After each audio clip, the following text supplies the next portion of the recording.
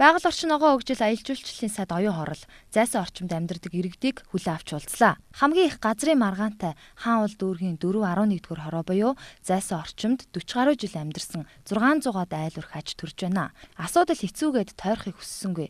Аль болох шийдэхийг эрмэлзэж байгаагаа оюун хорол сайд уулзалтын үеэр хэллээ.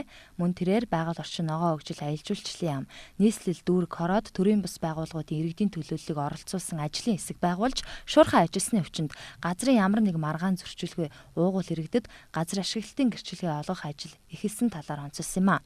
Үүний тулд айл өрхүүдийг бүртгэх, маргаантай эсхийг хянаж нягтлах, кадастрын зураг хийлгэх гээд олон ажлууд хийгдсэн байна. Зайсангийн орчмын айл өрхүүдийн газрын гэрчлэгийг 14 хоногтой багтаан олгох оруулжээ.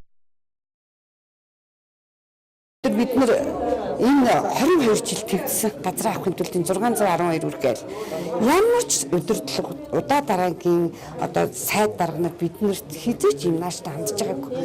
Оюун хорол сайд ирснээр шүү дээ. Ажлын иргэн ирч хүчтэй. Нэг ялангуяа ширэндүү дараад бас аяг баярлж байгаа. Удаа дараа бид нар уулзалт хийжсэн.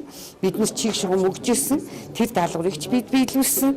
Тэгээ өнөөдөр одоо энэ оюун хорол сайдын баг яамны өдөртлгүүдэд үнэхээр талархаад одоо хэлэх үнэхээр олдохгүй байна. Энэ байгаль орчин аялал жуулчлалын яамны маань биднэрт гаргасан шийдвэр одоо ерөөсө дахин төрсөн юм шиг л болж байна бид нэр. Гэхдээ ерөөсө төр үе үеийн сайд дарганаар үе үеийн засаглал биднэрт ерөөсө юм нааштай хариу өгдөггүй. Та нар авилгалч нар, та нар иддэг уудаг гэх ингээл их муунаар авчижсэн бид нэр.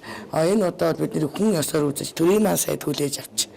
Биднэрт бол энэ одоо ёстой нэрээ бий л хүн хөтлөө мартахгүй юм болж байна.